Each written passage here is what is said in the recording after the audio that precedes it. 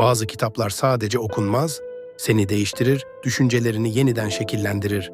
İşte o kitaplardan 5 tanesi, okuyanın hayatına yön veren, bakış açısını tamamen değiştiren o efsaneler.